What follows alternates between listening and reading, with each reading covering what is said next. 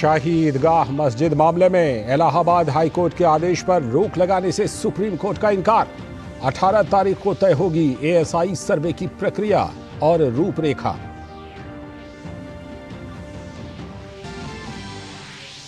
संसद की सुरक्षा तोड़ने के मुख्य आरोपी ललित झा 7 दिन के पुलिस रिमांड पर। पूछताछ में होंगे अहम खुलासे। विपक्ष के हंगामे के कारण आज भी दिन भर नहीं चली संसद।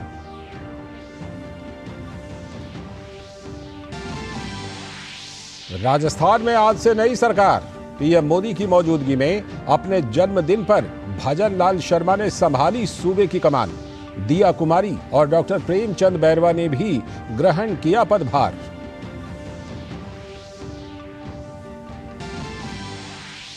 दिल्ली पहुंचे ओमान के सुल्तान हैथम बिन तारिक।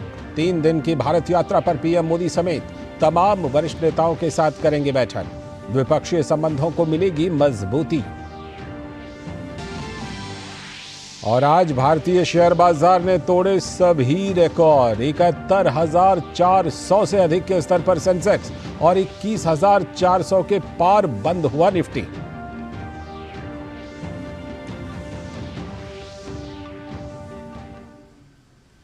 नमस्कार, डीडी न्यूज पर आप देख रहे हैं समाचारों का बुलेटिन। मैं हूं लाल चंद्र सिंह। देखते हैं खबरों को विस्तार से। सबसे पहले खबर राजस्थान से, जहां मुख्यमंत्री भजन लाल शर्मा के लिए आज दोहरी खुशी का दिन है।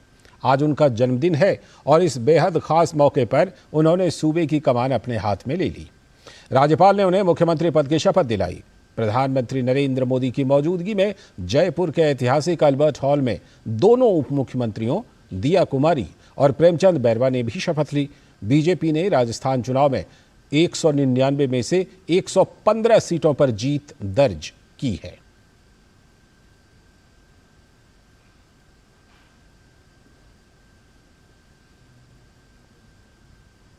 और शपथ ग्रहण के बाद मुख्यमंत्री भजन लाल शर्मा ने सचिवालय में अपना पदभार ग्रहण किया। इस दौरान मौजूद सभी विधायकों ने उन्हें मिठाई खिलाई और बधाई दी।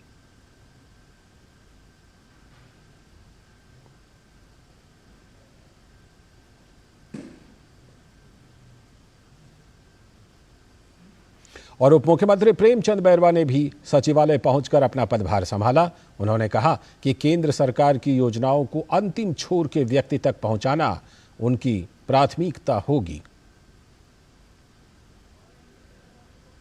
हमारे प्रधानमंत्री जी माननीय नरेंद्र मोदी जी की जो योजनाएं है केंद्र सरकार की, उन योजनाओं को हमें धरातल तक पहुंचाने का काम करेंगे। पहली प्राथमिकता यह होगी। मैं चाहूँगा कि हर वर्ग के लोगों को हर वर्ग के साथ मिलकर और उनके उत्थान के लिए काम करें। विशेष तौर से दलित और महिलाओं के लिए उत्थान का काम करें।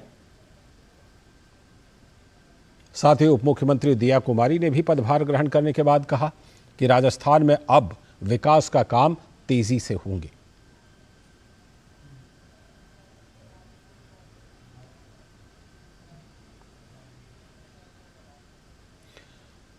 और आगे की खबरों में मध्य प्रदेश, छत्तीसगढ़ और राजस्थान में आए चुनाव नतीजों ने बता दिया है कि देश ने जातिवाद को राजनीति का आधार बनाने वाले विपक्षी दलों को देश ने पूरी तरह से नकार दिया है।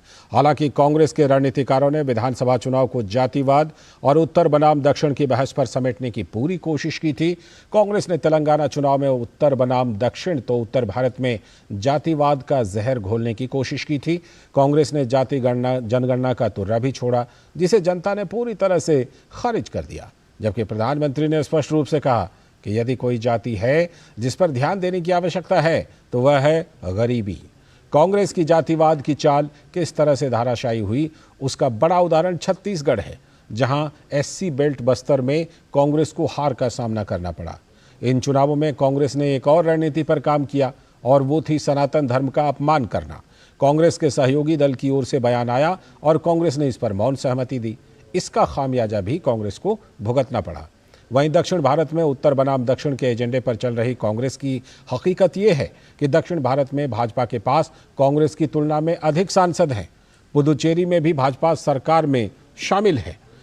तेलंगाना में भी भाजपा ने अपना वोट शेयर 2 गुना कर लिया है और खुद को राज्य की 60 से अधिक सीटों में कड़ी टक्कर देने वाली पार्टी बना ली है। तो वहीं कांग्रेस के पास आंध्र प्रदेश में कोई भी विधायक नहीं है और वो पिछले 5 दशकों से तमिलनाडु में भी सत्ता से बाहर है। आगे की खबरों में ईटीजी द्वारा आगामी लोकसभा चुनाव को लेकर कराए गए एक ताज़ा सर्वे के मुताबिक एनडीए सरकार एक बार फिर से साल 2024 में केंद्र में बहुमत के साथ सत्ता में आती हुई नजर आ रही है। सर्वे के अनुसार अगले साल होने वाले आम चुनावों में एनडीए के मुकाबले इंडी गठबंधन काफी कमजोर दिखाई दे रहा है। सर्वे के आंकड़ों के मुताबिक भाजपा अगले आम चुनाव में 308 से लेकर 328 लोकसभा सीटों पर जीत दर्ज करने की स्थिति में है। वहीं इस सर्वे में 18 दलों का इंडी गठबंधन 163 सीटों पर ही सिमटता हुआ नजर आ रहा है। इसमें एक तरफ जहां अकेले भाजपा के 308 से लेकर 328 सीटों तक पहुंचने का अनुमान लगाया गया है, तो वहीं कांग्रेस एक बार फिर से 52 से लेकर 72 सीटों के साथ बड़े अंतर से पिछड़ती हुई दिख रही है। साल 2019 में हुए लोकसभा चुनावों में भाजपा को 37% से ज्यादा वोट मिले थे और एनडीए गठबंधन को कुल 45% वोट हासिल हुए थे। इसके चलते भाजपा के नेतृत्व वाले एनडीए गठबंधन को 353 सीटों पर जीत मिली थी, तो वहीं कांग्रेस पार्टी इस चुनाव में केवल 52 सीटों पर ही सिमट गई थी। वहीं पीएम मोदी पर जनता के बढ़ते विश्वास की वजह से हालिया विधानसभा चुनावों में भाजपा को 3 राज्यों में बड़ी जीत हासिल हुई है। प्रधानमंत्री नरेंद्र मोदी की इसी लोकप्रियता के चलते ईटीजी सर्वे में साल 2024 में भी एनडीए गठबंधन के लिए जीत का रास्ता साफ नजर आ रहा है। रुख करते हैं आज की एक और बड़ी खबर का। मथुरा में श्री कृष्ण जन्मभूमि मामले में सुप्रीम कोर्ट से मस्जिद पैरोकारों को कोई राहत नहीं मिली। सुप्रीम कोर्ट ने इलाहाबाद हाईकोर्ट के सर्वे के आदेश पर फिलहाल रोक लगाने से इनकार कर दिया है। कल ही इलाहाबाद हाईकोर्ट ने कोर्ट कमिश्नर की निगरानी में सर्वे कराए जाने का फैसला लिया था। कल ऑनरेबल इलाहाबाद हाईकोर्ट ने आदेश पारित किया था एडवोकेट कमिश्नर का अपॉइंटमेंट का। उस आदेश को आज वर्चुअली शाहिदगाह मस्जिद ने और सुन्नी सेंट्रल वक्फ बोर्ड ने सुप्रीम कोर्ट में चुनौती दी थी बिना कोई प्रॉपर एसएलपी के, और उन्होंने सुप्रीम कोर्ट के सामने डिमांड की थी कि इस मैटर पे स्टे लगा दिया जाए, इलाहाबाद हाईकोर्ट की प्रोसीडिंग्स पे स्टे लगा दिया जाए, जिसको आज सुप्रीम कोर्ट ने सिरे से इनकार कर दिया। सुप्रीम कोर्ट ने कहा कि ये मैटर 9 जनवरी के लिए निर्धारित है, हम उसी दिन इसको सुनेंगे और इलाहाबाद हाईकोर्ट अगर कोई आदेश पारित करता है और आप उससे एग्रीव्ड है तो आप उसके खिलाफ जो आपकी अप्रोप्रिएट रेमेडीज है उस पर आ सकते हैं। पर स्पष्ट रूप से सुप्रीम कोर्ट ने कहा कि जो कल इलाहाबाद हाईकोर्ट ने आदेश पारित किया है वो हमारे सामने है भी नहीं, आपने उसको चैलेंज भी नहीं किया है, बिना ऑर्डर देखे हुए हम उसको कैसे स्टे कर सकते हैं, और इलाहाबाद हाईकोर्ट ने स्टे लगाने से मना कर दिया। एक और बड़ी खबर सुप्रीम कोर्ट से, जहां संसद की सदस्यता से निष्कासन के फैसले को चुनौती देने वाली महुआ मोइत्रा की याचिका पर सुनवाई अगले साल 3 जनवरी तक के लिए टाल दी गई है। इस याचिका में महुआ मोइत्रा ने अपने निष्कासन को सुप्रीम कोर्ट में चुनौती दी है। आज महुआ के वकीलों ने कहा कि उन्होंने केस फाइल ठीक से नहीं देखी है और बेंच सर्दियों की छुट्टी के बाद जैसे ही बैठेगी इस पर सुनवाई की जाएगी। सुप्रीम कोर्ट की सर्दियों की छुट्टी 3 जनवरी को खत्म हो रही है।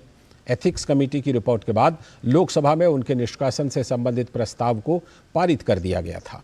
एथिक्स कमेटी ने महुआ मोइत्रा को एक कारोबारी से अवैध तरीके से तोहफे और लाभ लेने का दोषी करार दिया था और उनकी सदस्यता रद्द करने की सिफारिश की थी।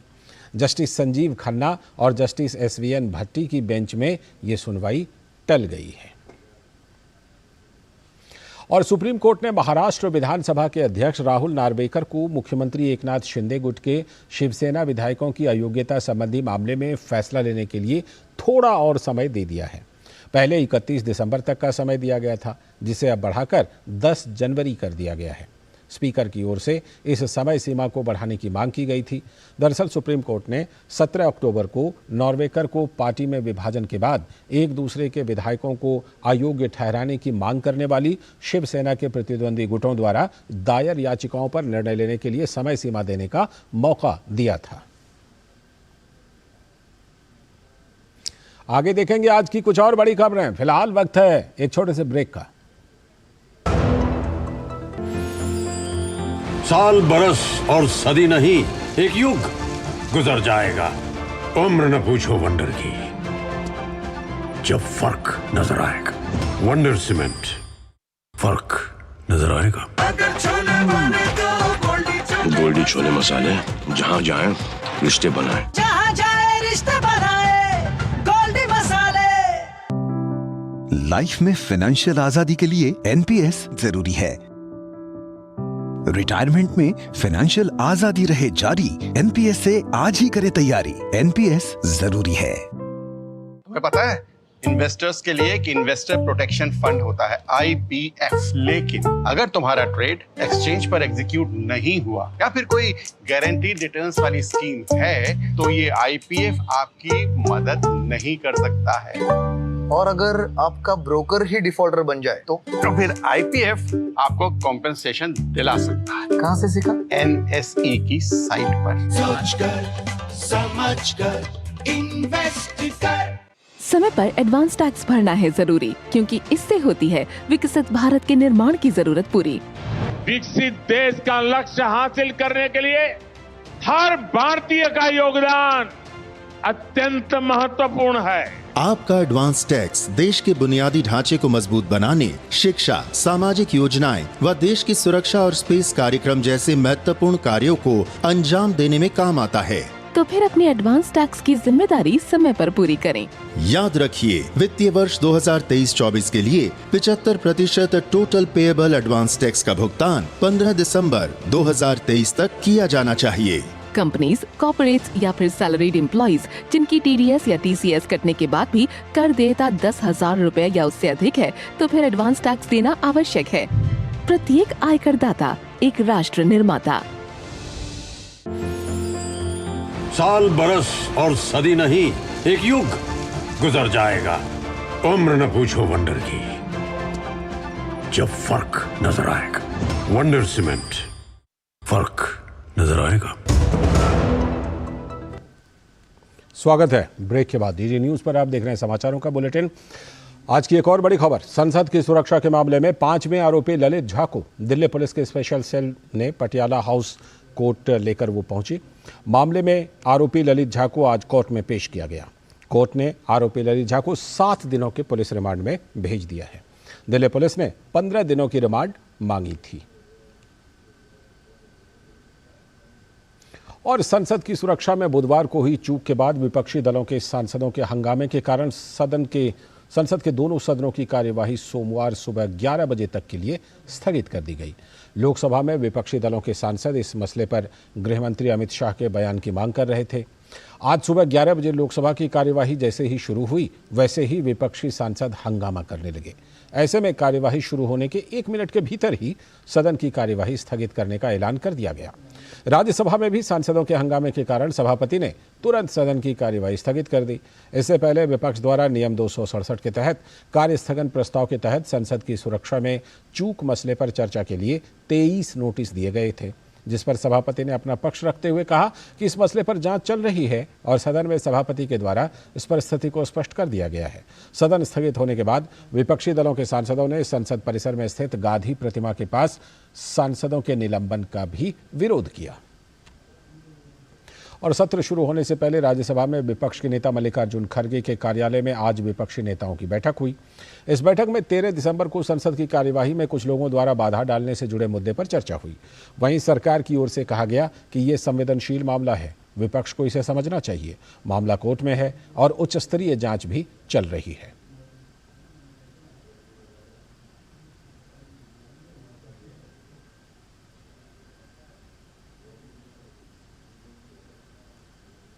तो एक तरफ जहां विपक्ष ने आज सांसदों के निलंबन का विरोध करते हुए संसद भवन परिसर में प्रदर्शन किया, तो वहीं बीजेपी सांसदों ने भी कर्नाटक में हुए ताजा घटनाक्रम पर वहां की सरकार को घेरा। संसद भवन परिसर में ही भाजपा सांसदों ने कर्नाटक के बेलगाम में दलित महिला के साथ हुए अत्याचार को लेकर प्रदर्शन किया।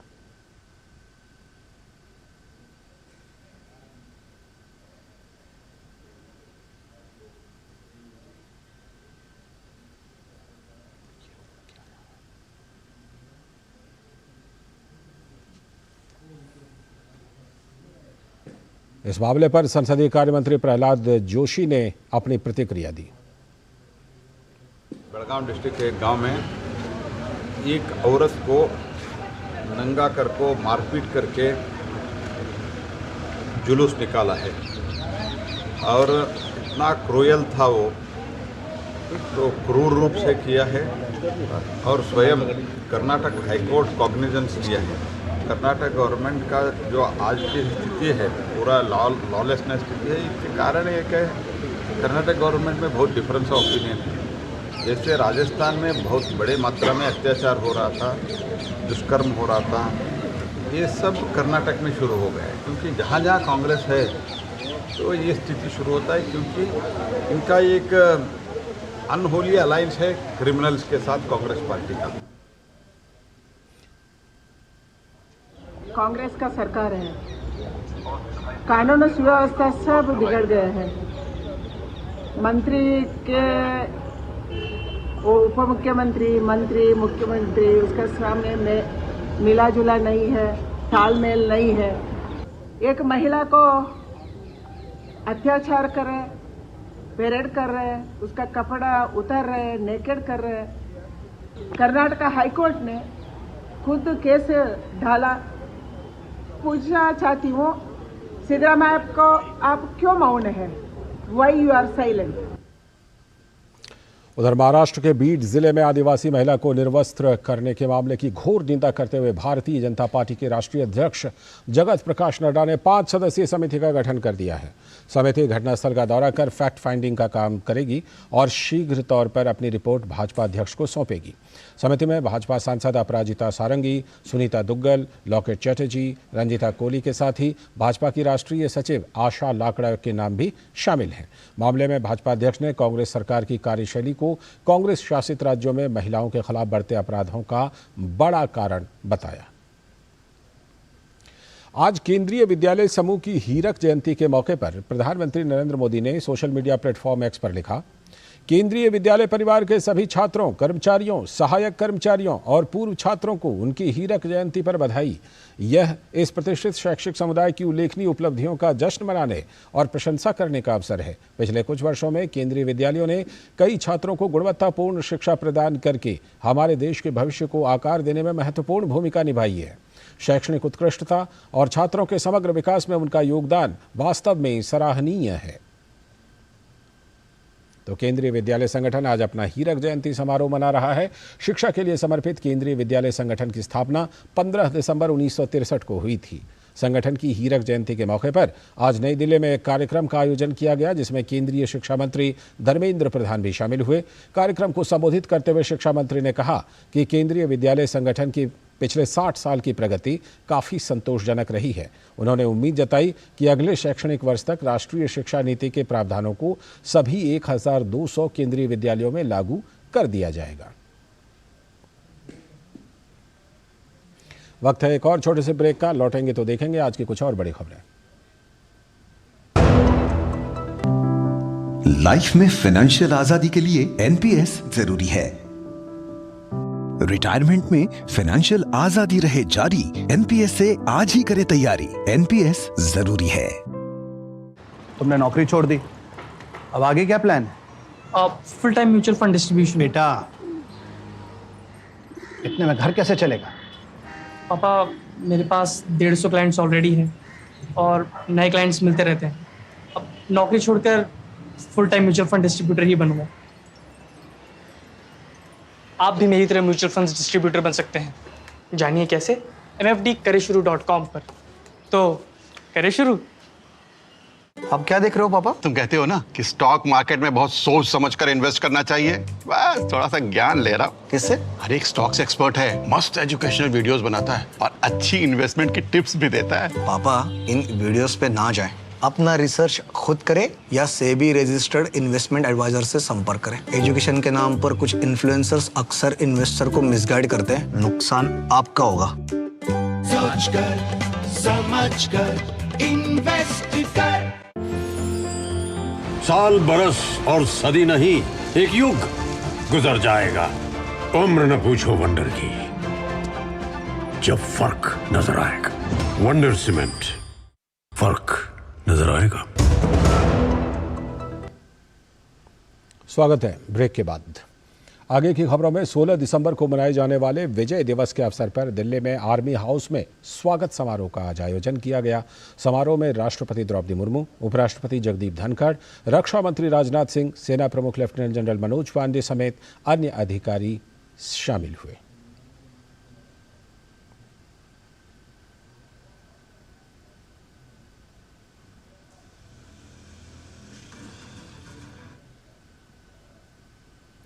ओमान के सुल्तान हैथम बिन तारिक भारत की अपनी पहली राजकीय यात्रा पर नई दिल्ली पहुंच गए और उनका गर्मजोशी के साथ स्वागत किया गया। ये यात्रा दोनों देशों के बीच दीर्घकालिक मित्रता और सहयोग को और मजबूत करेगी।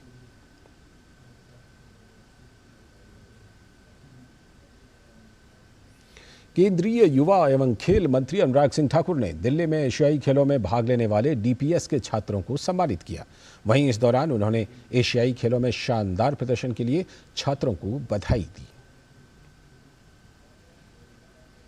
Asian Games, para Asian Games और अन्य चैंपियनशिप में शानदार प्रदर्शन करने वाले दिल्ली पब्लिक स्कूल के खिलाड़ियों को आज सम्मानित किया गया है और मुझे प्रसन्नता इस बात की है कि खिलाड़ियों का मनोबल भी बढ़ता है, तो साथ ही साथ बहुत अच्छी सुविधाएं भी यहाँ पर बनी हैं।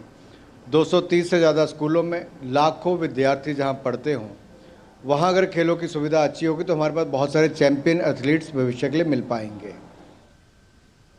और वहीं भारतीय क्रिकेट कंट्रोल बोर्ड द्वारा क्रिकेटर MS धोनी की जर्सी को रिटायर किए जाने पर केंद्रीय मंत्री अनुराग सिंह ठाकुर ने कहा कि महेंद्र सिंह धोनी जब से अंतर्राष्ट्रीय स्तर पर क्रिकेट खेलने आए तब से उन्होंने लाखों नहीं करोड़ों फैंस कमाए हैं। भविष्य में भी ऐसे ही बेहतरीन खिलाड़ियों के आने की उन्होंने उम्मीद जताई। महेंद्र सिंह धोनी जब से अंतर्राष्ट्रीय स्तर पर क्रिकेट में आए तब से लाखों नहीं करोड़ों उन्होंने फैन कमाए हैं। IPL हो या भारतीय क्रिकेट टीम हो, 2007 से लेकर 2011 के T20 से लेकर वनडे वर्ल्ड कप से लेकर टेस्ट चैंपियनशिप तक में भी नंबर 1 टीम बनाना ये महेंद्र सिंह धोनी ने करके दिखाया है। वो जब गए भी तब भी लोगों ने उनको बहुत मिस किया, लेकिन ये समय तो आना ही होता है। इतना ही है कि उनको देख के बहुत सारे लोगों ने प्रेरणा ली और क्रिकेट खेलने शुरू हुए। आशा करता हूँ भविष्य में भी ऐसे बहुत खिलाड़ी आएंगे जो धोनी से भी आगे निकल कर दिखाएंगे। केंद्रीय नागर विमानन मंत्री ज्योतिरादित्य सिंधिया ने बताया कि साल 2024 में देश के 25 नए हवाई अड्डे डीजी यात्रा ऐप से जुड़ जाएंगे। राजधानी दिल्ली में प्रेस वार्ता को संबोधित करते हुए ज्योतिरादित्य सिंधिया ने बताया कि हवाई अड्डों को डीजी यात्रा से जोड़ने का काम अलग अलग चरणों में किया जाएगा, जिसके चलते साल 2024 के अंत तक 96% यात्री डीजी यात्रा ऐप से जुड़ जाएंगे। Next phase, which is in calendar year 2024, we are going to take up first 14 more airports that we are adding on to DigiYatra, and in the second phase 11 more airports, so a total of 25 more airports in calendar year 2024. So from our current 13, that number will go up to 38 by the end of 2024, and against 85% of passengers who will be covered under DigiYatra in the 13 airports, now close to 96% of our passengers will be covered when we cover 38 airports. रक्षा अनुसंधान एवं विकास संगठन यानी कि DRDO ने आज चित्रदुर्ग स्थित aeronautical test range ATR से autonomous flying wing technology demonstrator का सफलतापूर्वक परीक्षण किया। यह स्वदेशी रूप से विकसित हाई स्पीड UAV यानी कि मानव रहित हवाई वाहन है। इसके साथ ही भारत उन देशों में शामिल हो गया है जिन्होंने फ्लाइंग विंग कॉन्फ़िगरेशन के नियंत्रण में महारत हासिल कर ली है। और अब बात विकसित भारत संकल्प यात्रा की।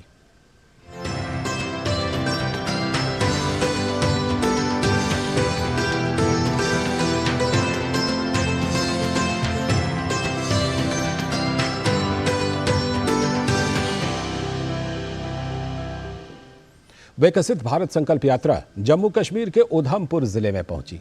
स्थानीय लोगों ने इस कार्यक्रम में सक्रिय रूप से भागीदारी दिखाई और IEC वैन के माध्यम से प्रधानमंत्री के रिकॉर्ड किए गए संदेशों को उत्सुकता से सुना। विभागीय स्टॉलों के माध्यम से लोगों के जन कल्याणकारी योजनाओं के बारे में लोगों को जानकारी दी गई। कार्यक्रम के दौरान विभिन्न सरकारी योजनाओं वाली पुस्तिकाओं, पैम्फलेट और कैलेंडर वितरित किए गए। इस अवसर पर लाभार्थियों ने मेरी कहानी मेरी जुबानी के तहत अपनी सफलता के अनुभव साझा किए। मानपा की रहने वाली हूँ। जैसे मुझे पता चला कि मैं प्रेग्नेंट हूँ तो मैंने अपना हेल्थ सेंटर में अपनी रजिस्ट्रेशन कराई। वहाँ पे मुझे फ्री चेकअप मिला और उसके बाद मैंने अपर मानपा आंगनवाड़ी सेंटर में अपना रजिस्ट्रेशन कराया। वहाँ पे मैंने PMBY का फॉर्म भरा जिसमें कि मुझे 5,000 रुपये मिले, जिसके लिए मैं मोदी सरकार के लिए बहुत ज़्यादा शुक्रगुजार हूँ। घरै ऑपरेशन होया फ्री बिच होया, मोदी सरकार ने गोल्डन कार्ड बनाई दित्ता हा, ओह्दे कन्नै फ्री इलाज होया। साढ़े कोल पैसे नहीं है, फ्री इलाज कराया असें। राशन असें फ्री थ्होंदा, दवाइयां भी फ्री थ्होंदियां। सरकार दा शुक्रिया अदा करने अस। शुक्रवार को जारी अनंतिम पैरोल डेटा के अनुसार कर्मचारी राज्य बीमा निगम यानी कि ESIC ने अक्टूबर में 17.28 लाख नए सदस्य जोड़े।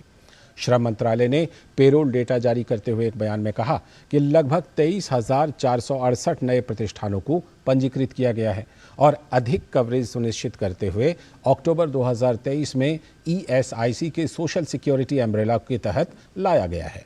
मंत्रालय ने कहा कि अक्टूबर 2023 में लगभग 17.28 लाख नए कर्मचारी जुड़े हैं। युवाओं के लिए अधिक नौकरियां पैदा हुई हैं क्योंकि जोड़े गए कुल 17.28 लाख कर्मचारियों में से 25 वर्ष की आयु तक के 8.25 लाख कर्मचारियों का नया पंजीकरण हुआ है, जो कुल कर्मचारियों का 47.76% है। आंकड़ों के मुताबिक अक्टूबर में महिला सदस्यों का नेट एनरोलमेंट 3.31 लाख था। अक्टूबर महीने में कुल 51 ट्रांसजेंडर कर्मचारियों को ESI योजना के तहत पंजीकृत किया गया था। मंत्रालय ने कहा कि ये दर्शाता है कि ESIC समाज के हर वर्ग तक अपना लाभ पहुंचाने के लिए प्रतिबद्ध है। अब बात शेयर बाजार के बम्पर उछाल की। आज BSE, सेंसेक्स और NSE निफ्टी रिकॉर्ड हाई पर बंद हुए। जबरदस्त खरीदारी के चलते सेंसेक्स, निफ्टी, बैंक निफ्टी समेत ज्यादातर इंडेक्स नई ऊंचाइयों पर पहुंच गए। हफ्ते के आखिरी कारोबारी दिन BSE सेंसेक्स 969.55 यानी कि 1.37% अंकों की बढ़त के साथ 71,483.75 पर बंद हुए। बाजार इंट्राडे में 71,605 के स्तर तक पहुंच गया था। तो वहीं इस दौरान निफ्टी 273.96 यानी कि 1.29% अंकों की बढ़त के साथ 21,456.65 के स्तर पर बंद हुआ। शुक्रवार के कारोबारी सेशन के दौरान बैंक निफ्टी भी 48,219 के नए ऑल टाइम हाई पर पहुंच गया। शुक्रवार के कारोबारी सेशन के दौरान बाजार की चौतरफा तेजी के दौरान IT सेक्टर के शेयरों में बड़ी खरीदारी दिखी। NSE पर निफ्टी IT इंडेक्स में 4.5% का उछाल आया। इसके साथ ही मेटल और PSU बैंकिंग इंडेक्स भी 2% मजबूत हुए। इससे पहले गुरुवार को सेंसेक्स 929 अंकों की मजबूती के साथ 70,514 के स्तर पर बंद हुआ था। इसके साथ इस बुलेटिन में इतना ही। नमस्कार।